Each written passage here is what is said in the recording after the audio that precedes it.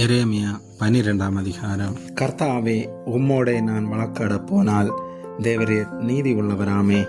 ஆகிலும் உம்முடைய நியாயங்களை குறித்து உம்மோடே நான் பேசும்படி வேண்டுகிறேன். ஆகாதவர்களின் வழி வாய்க்கிறதென்ன? துரோகம் செய்து வருகிற அனைவரும் சுகித்திருக்கிறதென்ன? நீர் அவர்களை நாட்டினீர், வேர் பற்றி தேறிப்போனார்கள், கனியும் கொடுக்கிறார்கள். நீர் அவர்கள் வாய்க்கு சமீபமும் அவர்கள் உள்ளிந்திரியங்களுக்கோ தூரவுமாயிருக்கிறீர்.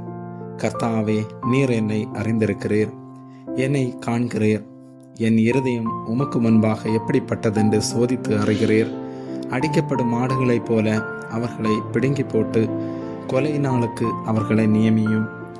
எந்த மட்டும் தேசம் புலம்பி எல்லா வெளியின் புல்லும் வாடி அதன் குடிகளுடைய பொல்லாப்பு நிமித்தம் மிருகங்களும் பறவைகளும் அழிய வேண்டும். எங்கள் முடிவை அவன் காண்பதில்லை என்கிறார்கள். நீ காலாட்களோட ஓடும் போதே உன்னை இழைக்க பண்ணினார்களானால் குதிரைகளோட எப்படி சேர்ந்து ஓடுவாய்? சமாதானமுள்ள தேசத்திலேயே நீ அடைக்கலம் தேடினால் யோர்தான் பிரவாகித்து வரும்போது நீ என்ன செய்வாய்? உன் சகோதரரும் உன் தகப்பன் வம்சத்தாரும் உனக்கு துரோகம் பண்ணி அவர்களும் உன்னை பின்தொடர்ந்து மிகவும் ஆரவாரம் பண்ணினார்கள். அவர்கள் உன்னோட இனிய வார்த்தைகளை பேசினாலும் அவர்களை நம்ப வேண்டாம். நான் என் வீட்டை விட்டு விட்டேன், என் சுதந்திரத்தை நெகிழ விட்டேன். என் ஆத்துமா நேசித்தவனை அவனுடைய சத்ருவின் கையிலே ஒப்பு கொடுத்தேன். என் சுதந்திரம் காட்டிலுள்ள சிங்கத்தைப் போல் எனக்காயிற்று.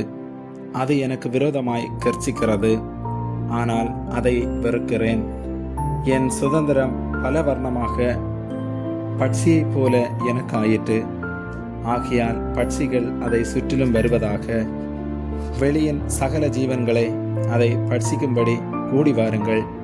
அநேக மேய்ப்பர்கள் என் திராட்சை தோட்டத்தை அழித்து என் பங்கை காலால் மிதித்து என் பிரியமான பங்கை பாழான வனாந்தரமாக்கினார்கள். அதை பாழாக்கிவிட்டார்கள். பாழாய் கிடக்கிற அது என்னை நோக்கி புலம்புகிறது. தேசமெல்லாம் பாழாயிற்று, ஒருவனும் அதை மனதிலே வைக்கிறதில்லை. கொள்ளைக்காரர் வனாந்தரத்திலுள்ள எல்லா உயர்நிலங்களின் மேலும் வருகிறார்கள்.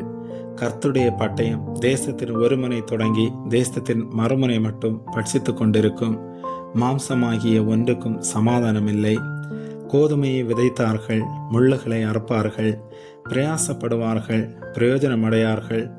கர்த்தருடைய உக்கிர கோபத்தினால் உங்களுக்கு வரும் பலனை குறித்து வெட்கப்படுங்கள்.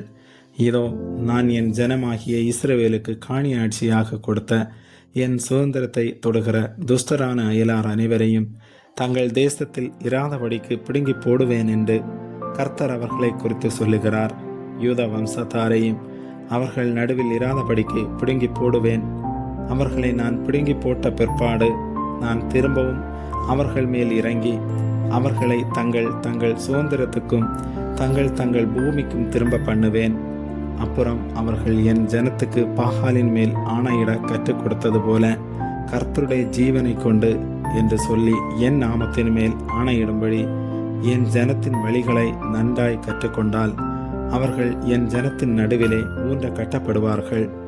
கேளார்களையாகில் நான் அப்படிப்பட்ட ஜாதியை வேரோடே பிடுங்கி போட்டு அழித்து விடுவேன் என்று கர்த்தர் சொல்லுகிறார். ஆமேன்.